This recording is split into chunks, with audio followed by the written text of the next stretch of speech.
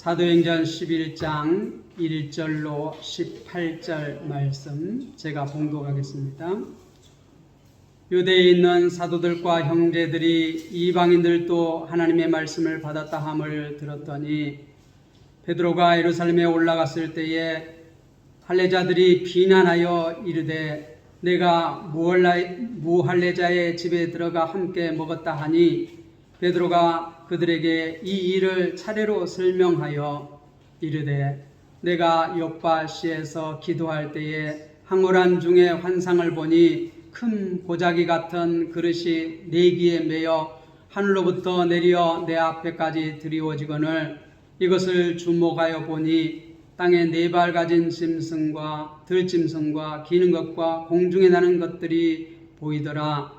또 들으니 소리 있어 내게 이르되 베드로야 일어나 잡아 먹으라 하거늘 내가 이르되 주님 그럴 수 없나이다. 속되거나 깨끗하지 아니한 것은 결코 내 입에 들어간 일이 없나이다 하니 또 하늘로부터 두 번째 소리 있어 내게 이르되 하나님이 깨끗하게 하신 것을 내가 속되다고 하지 말라 하더라. 이런 일이 세 번 있은 후에 모든 것이 다시 하늘로 끌려 올라가더라.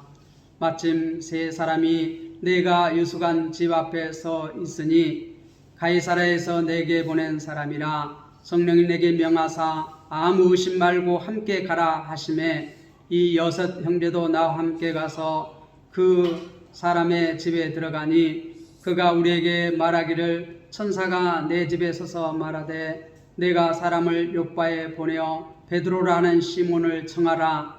그가 너와 내 온 집이 구원을 받을 말씀을 내게 이르리라 함을 보았다 하거늘 내가 말을 시작할 때에 성령이 그들에게 임하시기를 처음 우리에게 하신 것과 같이 하는지라.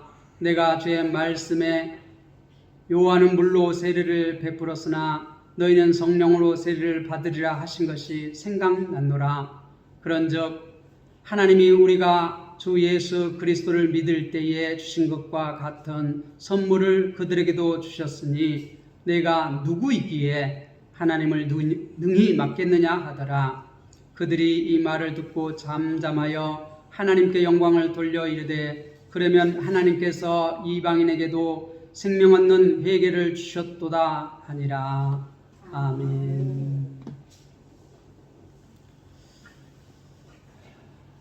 내가 누구이기에 하나님을 맡겠느냐. 17절에 나와 있는 말씀을 제목을 삼았습니다. 우리가 전혀 생각하지 못한 일을 한다는 것은 어불성설입니다. 우리의 생각은 계속해서 변해야 합니다.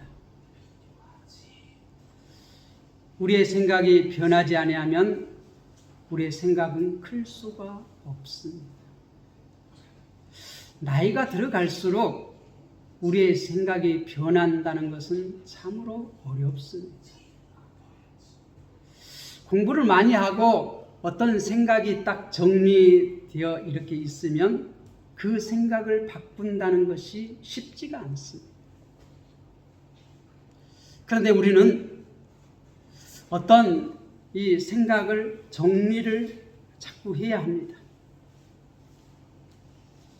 그 생각이 정리해서 이렇게 딱 틀을 갖추지 못하면 그것을 내가 다른 사람에게 설명하고 전하기가, 가르치기가 쉽지 않습니다.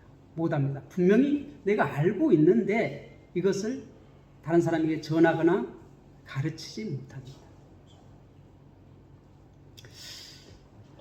우리가 그래서 항상 내가 가지고 있는 것이 있어야 돼요. 그게 크든 작든 그게 참 소중합니다. 우리가 그러기 위해서 늘상 공부를 하는 것입니다. 예수를 믿는 성도들은 언제까지 공부를 해야 돼요? 주님이 오라고 하실 그날까지 공부를 해야 합니다. 그래서 우리는 우리의 목표가 어디예요? 예수 그리스도까지 이르는 것입니다. 그리스도의 장성한 분량에 이르기까지 우리가 성장해야 합니다. 에베소서에 가르치는 것처럼. 그러기 위해서는 우리가 이렇게 공부를 하고 이렇게 정리를 한 것을 거기에 머물러 있으면 안 됩니다. 그것을 또한 깨트리고 새로운 것을 받아들이고 새로운 것을 받아들여서 좀 더 크게 이렇게 정리를 해야 합니다. 그리고 어떻게? 거기에 또 만족하면 우리는 성장을 할 수가 없습니다. 끊임없이 우리는 계속해서 깨트리고 또 받아들이고 또 정리하고 또 깨트리고 이것을 계속 해나가야 합니다. 그것을 한자로 일신우일신, 무소설, 어떻게? 날마다 새롭게, 우리말로 하면. 그래야지만이 우리가 성장을 할 수 있습니다. 우리의 몸도 새로운 것을 받아들여야지만이 우리의 세포가 계속해서 이렇게 새롭게 계속해서 이렇게 세포가 분화되고 또 성장하는 것처럼 우리의 이 생각도 계속해서 성장하기 위해서는 새로운 것을 받아들여야 합니다. 그런데 우리가 나이가 먹을수록 새로운 것을 잘 안 받아들이려고 합니다. 왜냐하면 내가 지금 정리한 것이 옳다고 바르다고 그렇게 생각하기 때문에 새로운 것을 잘 받아들이지 않으려고 합니다. 우리의 오랜 경험과 우리가 또 오랫동안 이것을 해보니까 이게 옳다 그렇게 정리가 되어 있기 때문에 그것을 깬다는 것은 쉽지가 않습니다. 유대인들은 오랜 세월 동안 자신들이 지금 대대로 이렇게 지켜온 그리고 정리한 그 교리, 자기들만의 가진 그 생각을 이렇게 옳다고 생각했어요. 그게 바르다고 생각했어요. 그게 하나님의 뜻이라고 생각을 했어요. 그래서 그것을 바꾸기를 참 싫어합니다. 오랫동안, 몇백 년 동안, 몇천 년 동안 그렇게 계속 전통으로 그 선조들이 지켜온 그것을 계속해서 지켜가려고 노력하는 것이 이 유대인들이었어요. 베드로도 마찬가지였습니다. 자기 스스로 그것을 바꾸려고 하지 않았어요. 절대 그럴 수 없습니다. 내가 지금까지 부정한 음식을 내가 먹어본 적이 없습니다. 하나님께서 잡아먹으라고 하는데, 다시 말해서 이게 하나님의 뜻인데 하나님의 뜻도 받아들일 수 없다는 거예요.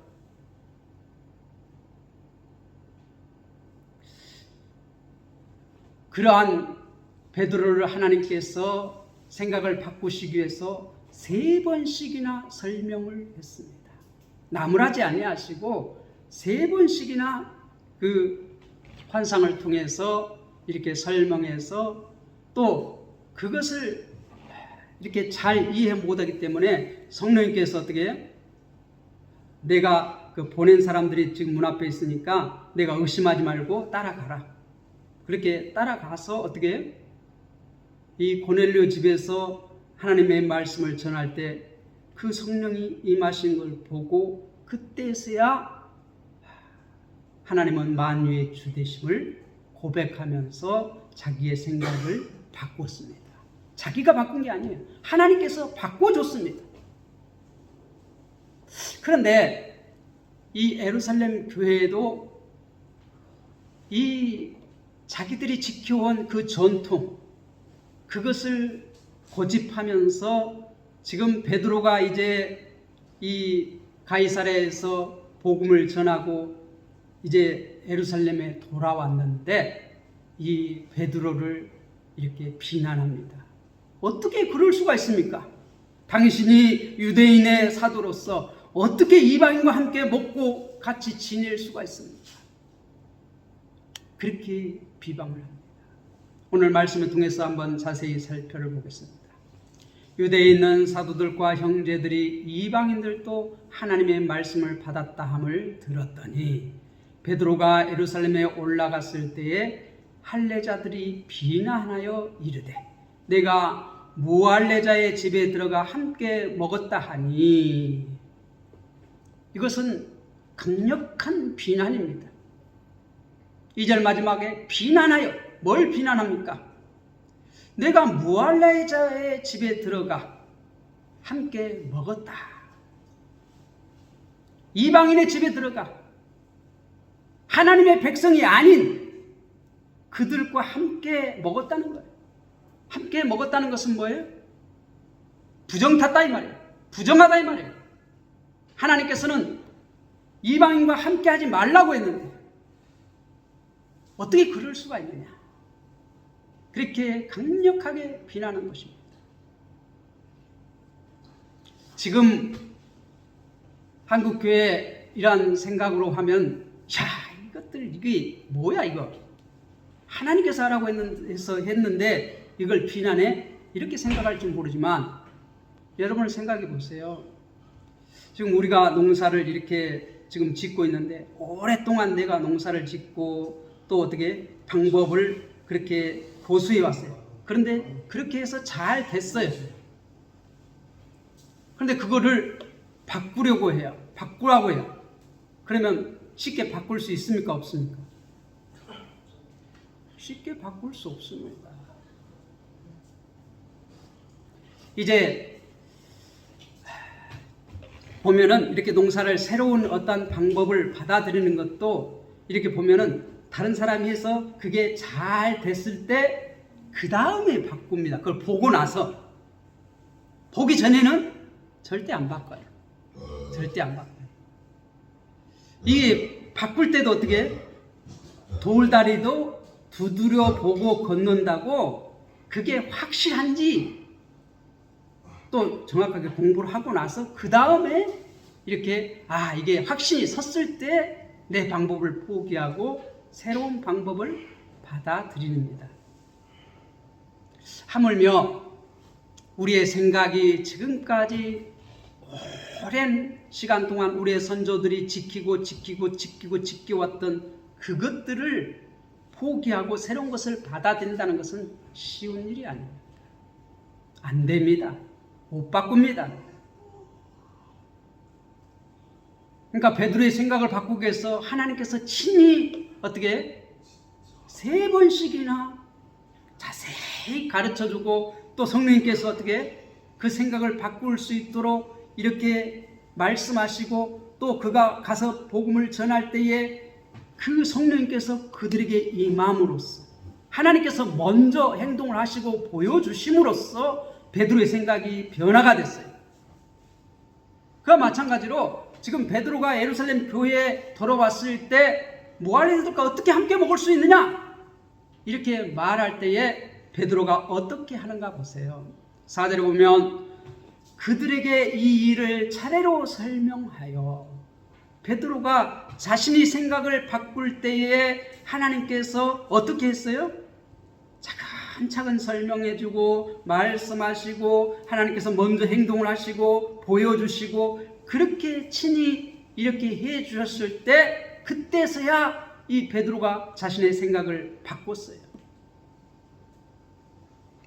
그런 것처럼 이제 베드로가 예루살렘 교회 비난하는 그러한 성도들에게 나무라지 아니하고 이 지금 내가 누군데 이렇게 말하지 아니하고 설명을 합니다. 5절에 보세요. 이르되 내가 요파시에서 기도할 때에 하물안 중에 환상을 보니 큰 보자기 같은 그릇이 내 귀에 매어 하늘로부터 내려 내 앞에 들이오지거늘 이것을 주목하여 보니 땅에 4발 가진 짐승과 들짐승과 기는 것과 공중에 나는 것들이 보이더라.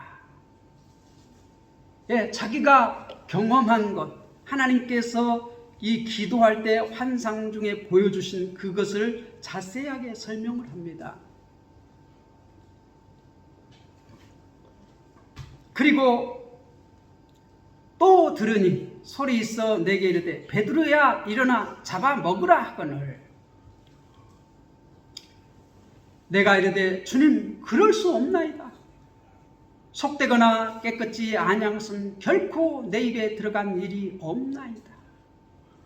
나뿐만 아니라 조상 대대로 하나님께서 이 내 입에 부정한 짐승들 먹지 말라고 했는데, 잡아먹지 말라고 그랬는데 우리가 그것을 계속해서 지켜왔습니다.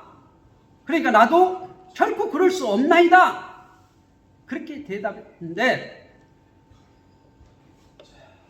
9절에 보면 또 하늘로부터 두 번째 소리 있어 이르되 내게 이르되 하나님이 깨끗하게 하신 것을 내가 속되다고 말하지 말라. 이런 일이 3번 있은 후에 모든 것이 다시 하늘로 끌어 올라가더라. 자기가 경험한 것을 상세하게 지금 예루살렘 교회에 다시 이렇게 설명을 합니다. 그러고 있을 때에 마침 3사람이 내가 유숙한 집 앞에 서 있으니 가이사랴에서 내게 보낸 사람이라. 그렇게 환상을 보고 이게 무슨 일인가 곰곰이 생각할 때에 자기를 찾아오는 사람들이 있었다는 것이죠. 그래서 밖에 나갔는데 그때 성령님께서 내게 명하사 아무 의심 말고 함께 가라 하시기로 이 6 형제와 형제도 나와 함께 가서 그 사람의 집에 들어가니 6명.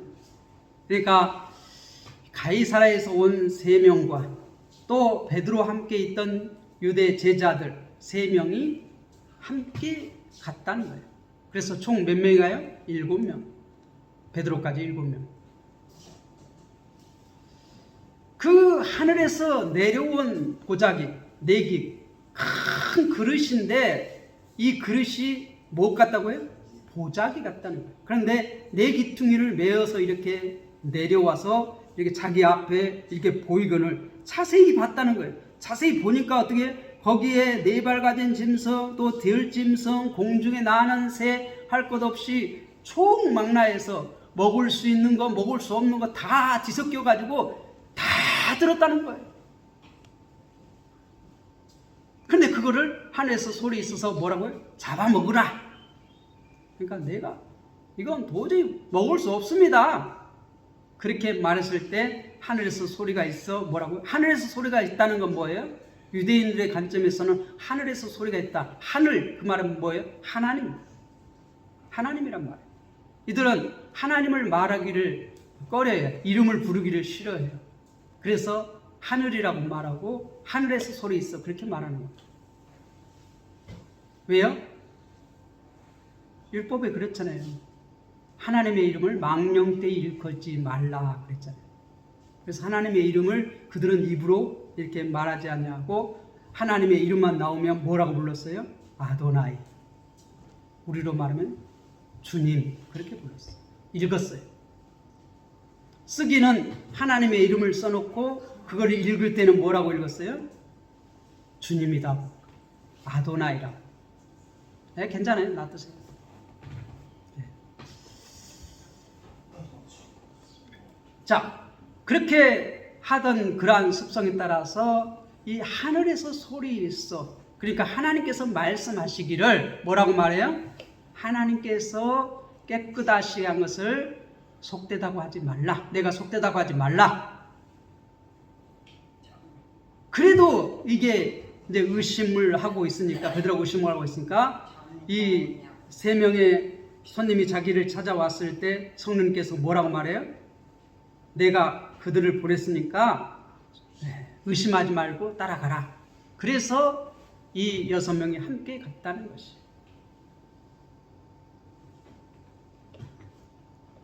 그래서 그 집에 들어가니 13절 그가 우리에게 말하기를 천사가 내 집에 서서 말하되 내가 사람을 욥바에 보려 베드로라는 시몬을 청하라.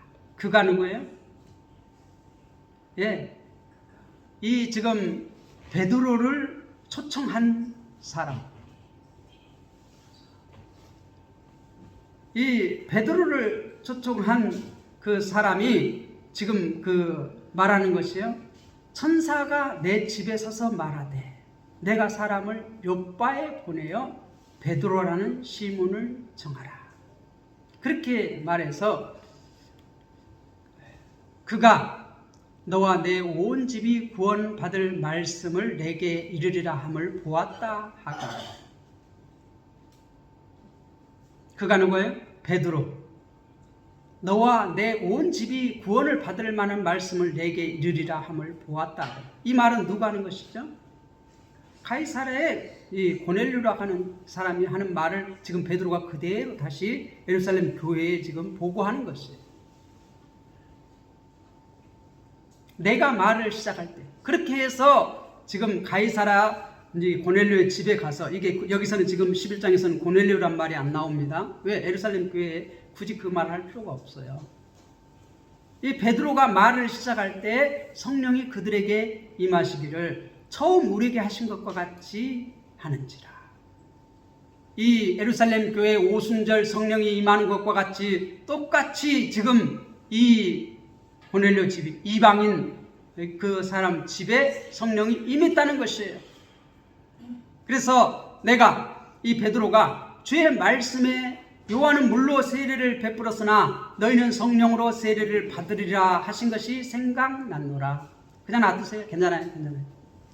그냥 놔두세요. 괜찮아. 세이가 괜찮아. 그래서 지금 베드로가 이렇게 말씀을 전할 때에 성령이 임하였다는 것이, 말씀이 끝나기도 전에, 이거 우리가 사마리아에 가서는 베드로와 요한이 이렇게 기도할 때, 안수할 때 성령이 임했잖아요. 그런데 여기서는 안수도 안 했어요. 기도도 안 했어요.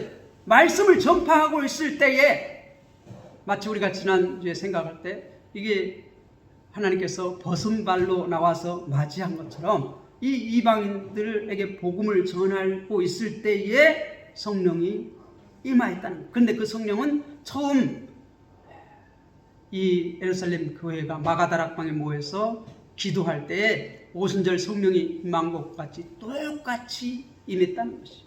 차별 없이. 그래서 그 현상을 보고 내가 생각하기를 사도행전 1장 5절에 말한 것 같이 주의 말씀에 요한은 물로 세례를 베풀었으나 너희는 성령으로 세례를 받으리라는 것이 생각났노라. 깨달았다는 것이에요. 먼저 하나님께서 행동을 하시니까 그 다음에 내가 깨달았다는 거예요. 성령께서 깨닫게 해주셨다는 것이에요.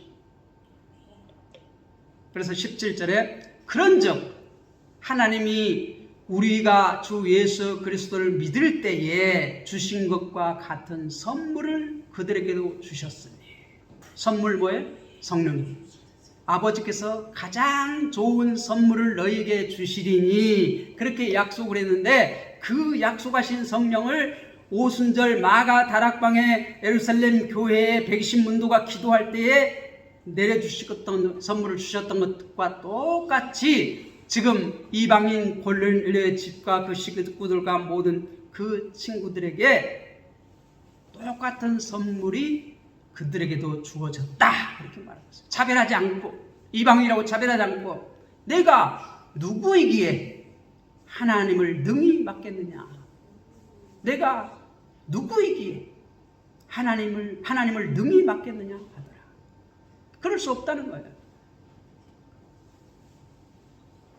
하나님께서 그들을 받으셨는데 그 보자기 같은 큰 그릇에 가득 찬 그 네 발 가진 짐승, 들짐승, 공중의 새, 그냥 먹을 것 먹지 못할 모든 그 동물들이 다 섞여 있는데 그걸 잡아 먹으라고 했는데 난 먹을 수 없습니다. 그렇게 답했는데 하나님께서 깨끗하게 하신 것을 내가 속되다고 말하지 말라. 그렇게 3번 있었는데 그것이 하늘로 올려갔다. 하늘로 올려갔다는 건 뭐예요? 하나님께서 받으셨다는 거예요. 그와 마찬가지로 하나님께서는 차별이 없이 성령을 부어주셨는데, 성령을 선물해 주셨는데 내가 누구이기에 하나님을 능히 맡겠느냐? 하나님께서 받았는데 내가 그들을 거절할 수 있느냐? 그렇게 설명을 할 때에 그들이 이 말을 듣고 잠잠하여 하나님께 영광을 돌려 이르되 그러면 하나님께서 이방인에게도 생명을 얻는 회개를 주셨도다 하니라. 우리가 참우리의 생각을 바꾼다는 것이 쉽지 않습니다. 그래서 지금 하나님께서는 땅끝까지 이르러 내 증이 되라, 그렇게 1장 8절에서 그렇게 말씀하셨잖아요. 그런데 이것은 사도행전 1장 8절에서 말한 것이 아니라 이미 언제? 마태복음 28장 19절에서도 모든 족속으로 제자를 삼으라고 명령을 했고, 이미 창세기 12장 3절에 뭐란 말이에요? 내가 너로 모든 민족으로 복을 얻으리라. 너로 인하여. 이 아브라함을 택한 믿음의 조상 아브라함을 택할 때부터 하나님께서는 이 아브라함을 택한 것은 너로 말미암아 모든 민족이 복을 받으리라고. 처음부터 하나님의 계획은 어떻게? 모든 민족이 구원받는 것이. 모든 민족이 구원받는 것이.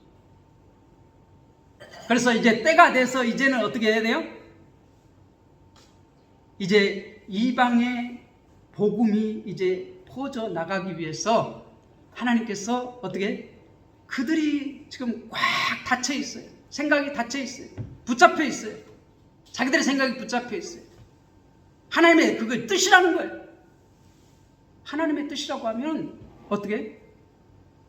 이건 맞다. 이건 진리다. 이건 변할 수 없다. 그렇게 굳게 믿고 있어요. 그들의 생각을 바꾸기 위해서 하나님께서 어떻게? 이제 때가 돼서 그들의 생각을 변화시키고, 베드로의 생각을 변화시키고, 지금 예루살렘 교회의 생각을 변화시켜서 이 지금 유대인과 이방인이 다 하나님 안으로 하나가 되게 하는 그 놀라운, 이미 이사야에서도 그렇게 예언을 했어요. 이사야 49장. 그런데 이들이 지금 생각을 도저히 할 수 없는 그때에 그들의 생각이 정말 굳어 있어요. 자기들이 생각하고 있는 것이 하나님의 뜻이라는 거예요. 하나님의 뜻 하면은 어떻게 하죠? 더 이상 말하지 말라는 거죠. 더 이상 말하지 말라는 거죠. 그런데 그들이 오해한 하나님의 뜻을 하나님께서 바꾸시기 위해서 지금 일해 나가시는 것이에요. 이 베드로를 생각을 바꾸시고 예루살렘 교회의 생각을 바꾸셔서 이제는 어떻게 돼요? 땅끝까지 이르러 복음의 증인이 하기 위해서 생각을 변화시키는 것이죠. 우리들도 이렇게 세상을 살아가다 보면 그러한 경우가 참 많습니다. 정말 하나를 이렇게 잘 정리한 사람들, 그것이 다라고 생각하고 있는 사람들의 생각을 바꾸기가 참 쉽지가 않습니다. 그게 다라고, 그게 진리라고, 그게 하나님의 말씀이라고.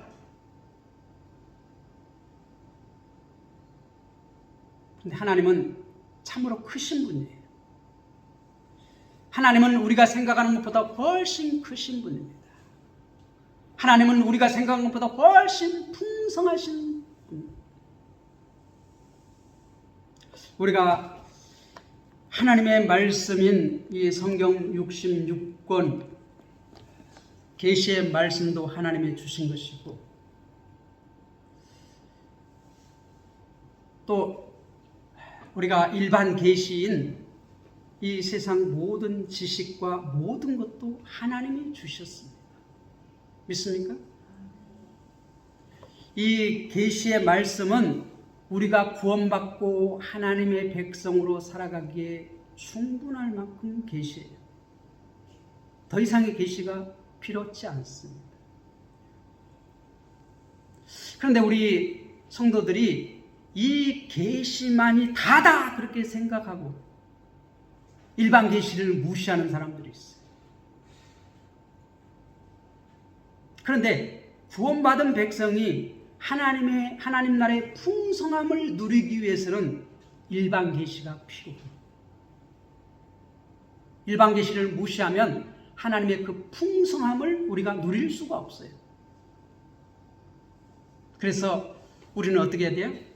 계속해서 배워나가야 합니다. 어디에까지? 그리스도까지.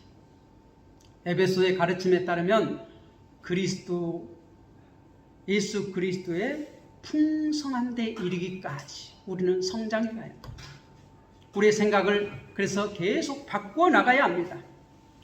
하나님을 알아가면 알아갈수록 우리는 어떻게 돼요? 우리의 생각을 내려놓고 하나님을 받아들여야 돼요. 그래야지만 우리의 생각이 커지는 겁니다. 언제까지 해야 돼요? 주님 나라에 갈 때까지. 하나님 나라에 갈 때까지. 하나님 앞에 설 때까지. 계속해서 우리는 그렇다고 우리의 가진 것을 하찮게 여기면 안 돼요. 지금까지 내가 하나님을 알아왔고 세상을 배워왔고 하는 건 참 소중합니다. 귀한 것입니다. 그걸 아주 귀하게 여겨야 돼요.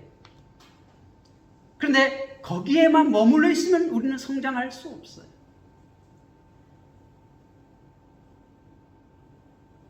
우리가 하나님의 새로운 뜻을 깨달았을 때 우리는 이전에 내가 알고 있던 것을 내려놓고 새로운 것을 받아들여서 더 어떻게 성장해야 합니다.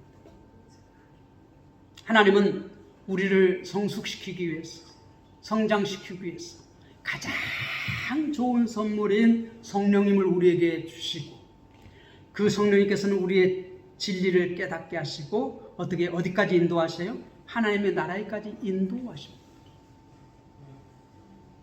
반드시 하나님의 자녀는 하나님 앞까지 인도하신다고 말하고 있습니다. 그래서 성령께서는 우리가 넘어지고 자빠지고 우리가 딴 생각을 하고 할 때도 우리를 떠나지 않냐고 탄식하면서 우리를 위해서 기다리신다고, 기도하신다고 말해요. 그래서 우리를 반드시 어디까지 인도하신다고요? 하나님 앞에까지. 그래서 하나님께서는 끊임없이 가장 좋은 선물을 우리에게 보내주셔서 계속해서 일하십니다. 우리가 넘어질 때도 자빠질 때도 실망할 때도 낙심할 때도 우리를 포기하지 아니하시고 계속해서 일하십니다. 베드로가 17절에 그렇게 말합니다. 내가 누구 있기에 하나님을 능히 맡겠느냐. 우리에게 이렇게 하나님을 알아가고 하나님 나라를 알아가는 일을 우리에게 맡겨주셨다면, 주도권을 우리에게 주셨다면 우리는 참 소망이 없습니다. 더 이상 성장하지 못할 것입니다. 우리가 성화되어져 나가는데 영화의 상태에 이르기까지 성장하지 못할 것입니다. 근데 그것을 주도권을 우리에게 맡겨두지 아니하시고 누가 일해 나가셔요? 주도권을 가지고 성령 하나님께서 주도권을 가지고 계속해서 우리를 깨트려서 우리를 성화시켜 나가지고 반드시 영화의 상태에 이를 때까지 일해 나가십니다. 믿습니까? 그 은혜를 우리가 생각하고 그 은혜를 깨달으면 우리가 찬양할 수밖에 없습니다. 그래서 지금 이 예루살렘 교회도 이제 그것을 조금 깨닫고 어떻게 돼요? 18절에 그들이 이 말을 듣고 잠잠하여 하나님께 영광을 돌려 이르되 그러면 하나님께서 이방인에게도 생명을 얻는 회개를 주셨도다. 이렇게 지금 자신들을 깨트리고 자기들을 포기하고 하나님을 받아들여. 그래서 어떻게 이방인 교회와 이제 하나가 되는 길이 트인 것입니다. 근데 이것은 누가 주도권을 갖고 일하셨어요? 하나님께서. 우리 모든 성도님들도 계속 하나님께서 우리를 인도해 가심을 이렇게 감사하며 찬양하며 성숙해 가시는 그러한 성도님들이 되시기를 주님의 이름으로 부탁을 드립니다.